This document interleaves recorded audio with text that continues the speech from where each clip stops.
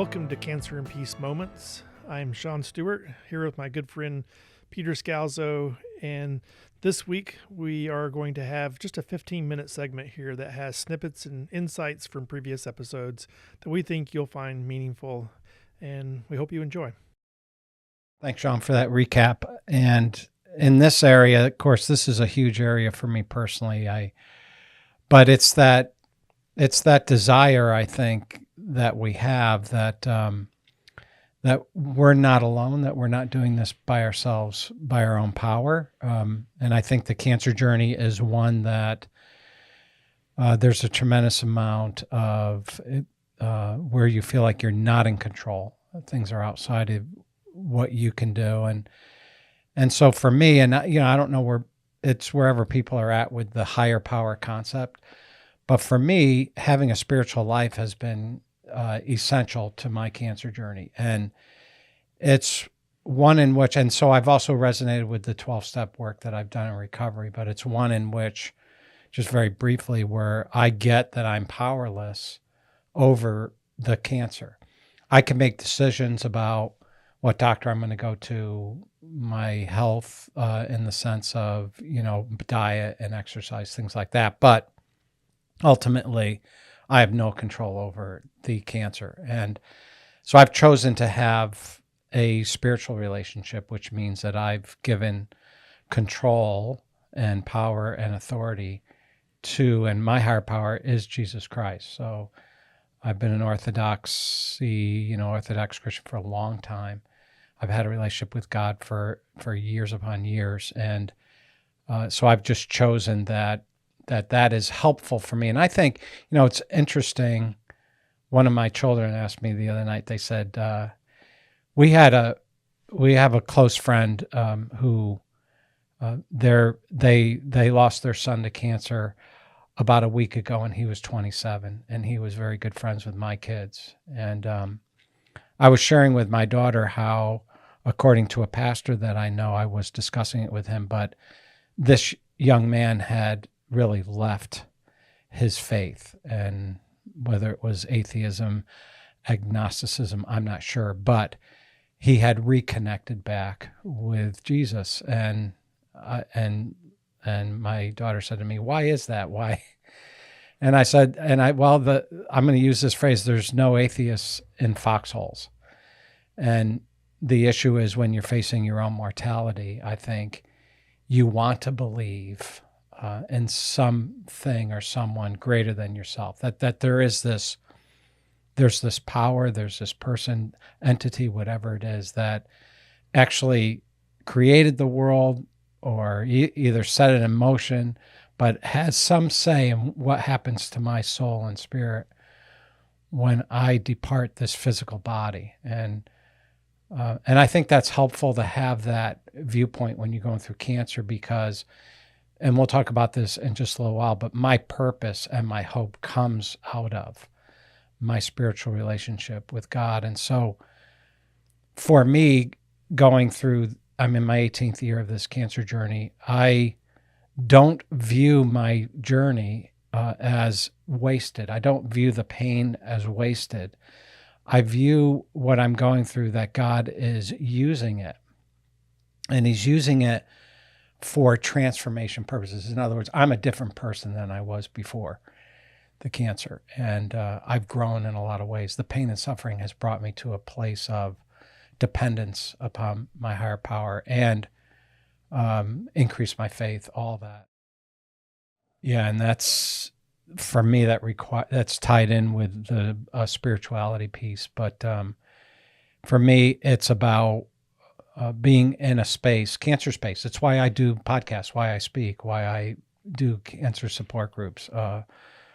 I lean into other people's pain and suffering as they go through cancer, and because it gives me purpose to do that.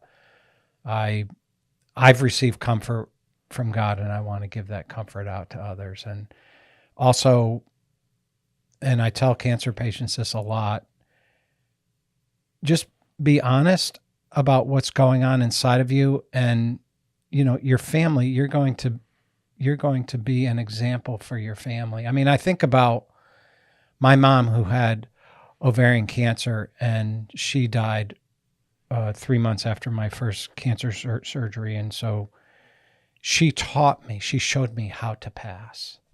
She showed me how to do it with dignity, with love for others. Are you jumping to number 9 already? Strong faith. Oh, I don't know. Is that that's number 9? Oh, yes. Well, I was focusing though on purpose, that the cancer journey can be a very purposeful journey. It can be a time to really lean into relationships that maybe haven't gone well. Lean into a relationship with God. Lean into discovering more about yourself. And I was thinking, one of my buddies during COVID, he had a brain aneurysm, 5 kids, great guy. Went to bed one night, had a brain aneurysm, and didn't wake up. And I was thinking, wow, he didn't have the opportunity to lean in and speak into his children's lives about going through, maybe saying some last things that he wanted to say, but going through difficulty and things like that. He's probably just living his life and didn't get up the next morning. So I've had an opportunity. My kids are probably tired of it. I'm in my 18th year. You think your kids are tired of you?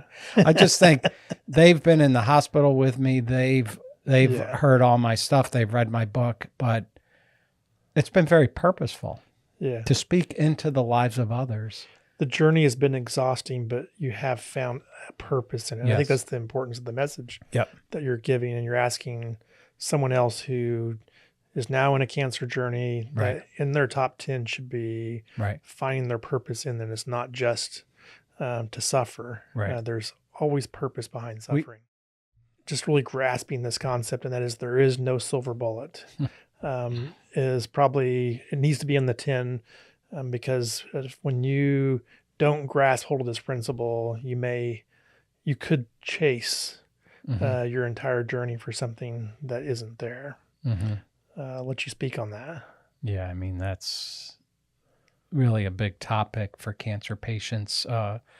Am I really doing everything medically that I should do? Should I look at alternatives? Should I have a special diet? Should I go see that person over in Europe? Should I go down to Mexico for treatment? And those are all personal decisions for people. I've seen people survive in all those spaces, and I've also seen people pass in all those spaces. How I've chosen to do it is just, I've done what I believe was reasonable for me personally, and that's the traditional medical route with watching diet and things like that. And it's, for me, I'm an anomaly. I'm in uncharted territory. They don't know what to think about me because I've outlived every projection that they have in their data. Is that because I went the correct route medically? I don't think so. I think it's because, I have great doctors, wonderful. And I can't say enough about my medical team. They've gone above and beyond. But as even my medical team has said, this is God. And so I've chosen to really surrender and trust him with my life. And if the medical situation I'm plugged into doesn't work, then I go be with the Lord. It just so happens the medical situation I'm in, there's like miracles going on. The best, the way I think about this, there's no peace in trying to find the end of the internet for some miraculous cure, I guess. Right. But it doesn't mean don't get proper treatment, don't Right. find a treatment plan. We talked about that in Right. step 1. But the reality is that there's no peace in chasing and chasing and chasing. Yeah, and I think, sometimes my 18th year of this journey, there's someone that will come up and say, have you thought about X or have you done Y? And what it does is it makes you feel like you haven't done it all. Like you've failed. There's a failure going on somewhere. I do not ascribe to that. I think that that whatever medical situation you settled on, you did it for a particular reason. There was peace in that team. Like I've been to 3 cancer centers, really 4, but 3 cancer centers and a hospital. But my cancer center now, my team, is the one that I'm most comfortable with and feel most at peace with. Yeah. And I think this shouldn't be taken as like you all the time ask, hey, do you want to get a second opinion? Yeah. And you take people for second opinions. Yeah. So the idea is not to get is not to get good information. Right. It is, hey, once you settle in on that, stop chasing, lean into the treatment you have. Yeah. And it could be that something new comes out and Yeah. you'll hear about it. But I've been with you Yeah. when people have walked up to you and said, hey, have you thought about this? Or have you heard about that? Or it's something in the spiritual spaces, did you have 10 people lay hands on you? And did you say the prayer in this way? Because then maybe you'd have been healed. you haven't? Oh, sorry. That's probably the reason. Yeah. And so there's no peace in chasing each one. And if you go home and it's like, oh, I didn't do it that way, then you're going to live in this just constant doubt. And I had a friend who, she was in her early 50s and her son was in the Marine Corps. She wanted to see him graduate from like officer training and all that. She really wanted that. Yet she had a terminal diagnosis and she went all over.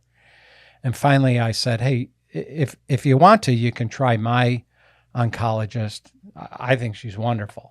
Anyway, she went to my oncologist and they were able to give her 6 months more of decent quality. And she was able to be there for her son for this that she really wanted to. She passed.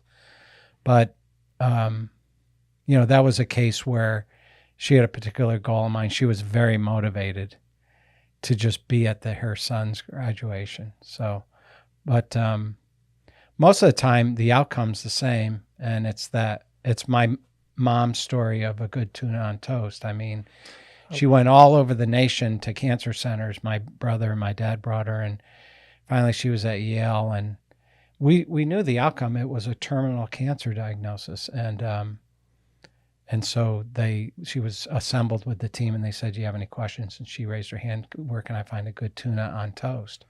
Because she accepted.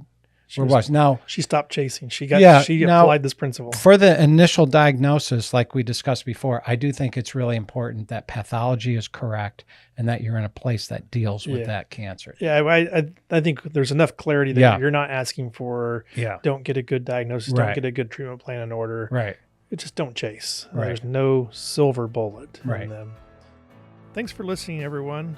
We hope that you found something meaningful and insightful from what you heard today. Have a great day.